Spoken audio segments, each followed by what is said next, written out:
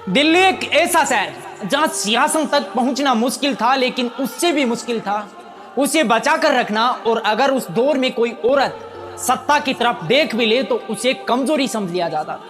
लेकिन इतिहास में एक समय ऐसा आया जब दिल्ली की गद्दी पर बैठी एक महिला, एक ऐसी महिला जिसने पर्दे के पीछे रहने से इनकार कर दिया, जिसने तलवार उठाई, घोड़े पर बैठकर सेना संभाली और उन लोगों को चुनौती दी जो मानते थे कि सत्ता सिर्फ मर्दों के लिए बनी।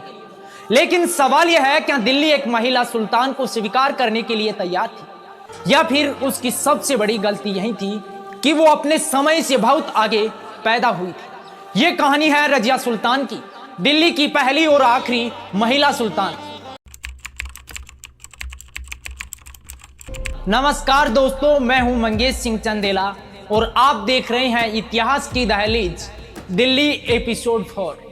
पिछले एपिसोड में आपने देखा कैसे गुलामों ने दिल्ली सल्तनत की नींव रखी, लेकिन आज कहानी उस शासक की है जिसने सिर्फ दुश्मनों से नहीं, पूरे समाज की सोच से लड़ाई लड़ी। इल्तुतमिश की सबसे अलग बेटी।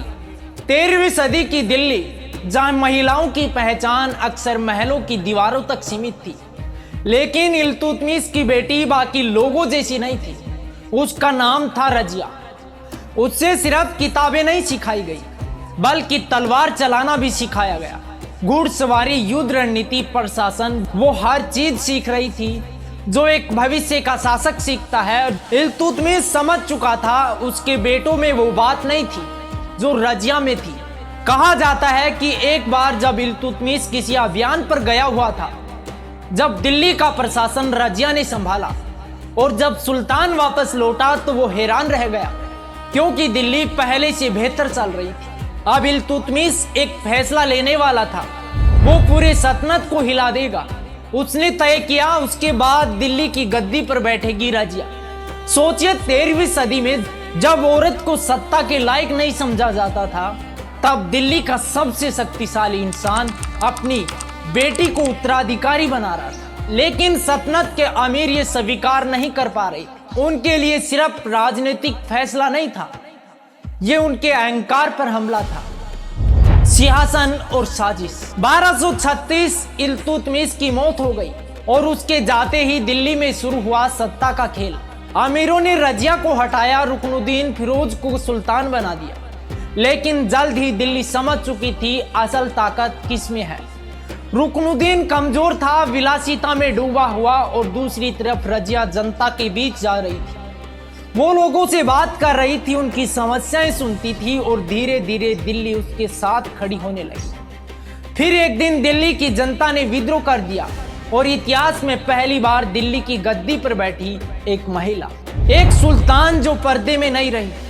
लेकिन रजिया सिर्फ नाम की शासक नहीं बनना चाहती थी, उसने पर्दा हटाकर दरबार खुलकर संभाला, मर्दों की तरह सेना का नेतृत्व किया। उस समय यह सिर्फ साहस नहीं था, यह विद्रोह था, क्योंकि समाज कभी भी तैयार नहीं था एक महिला को सत्ता में देखने के लिए। लेकिन रजिया नहीं रुकी, उसने प्रशासन मजबूत किया, भ्रष्ट अमीरों की ताकत कम की, और यही उसकी सबसे बड़ी गलती बन गई। प्यार, राजनीति और विश्वासघात। धीरे धीरे रजिया के खिलाफ षड्यंत्र बढ़ने लगे। अमीरों को लगने लगा अगर रजिया ज्यादा समय तक सत्ता में रही तो उनका प्रभाव खत्म हो जाए। और फिर उसकी जिंदगी में आया याकूत, एक ऐसा इंसान जिस पर रजिया भरोसा करती थी। लेकिन दिल्ली की राजनीति में भरोसा सबसे खतरनाक चीज होती थी।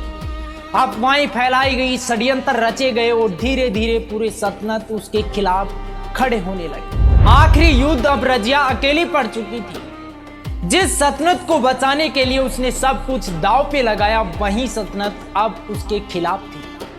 लेकिन उसने हार नहीं मानी। उसने आखिरी बार तलवार उठाई, आखिरी बार घोड़े पर बैठी और आखिरी बार दिल्ली के लिए लड़ी। लेकिन इतिहास हर बहादुर इंसान को जीत नहीं देता। 1240 रजिया सुल्तान की मौत हो गई और उसके साथ खत्म हो गया दिल्ली का वो सपना जहां एक महिला खुलकर सत्ता चला सके।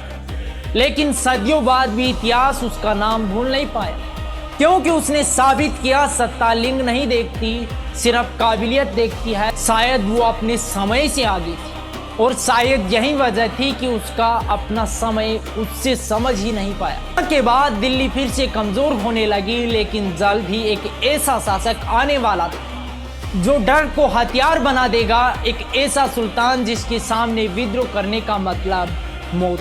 नाम था गयासुद्दीन बलबन और उसके साथ दिल्ली सल्तनत और भी खतरनाक होने वाली थी। रजिया सुल्तान दिल्ली की पहली और आखिरी महिला सुल्तान थी।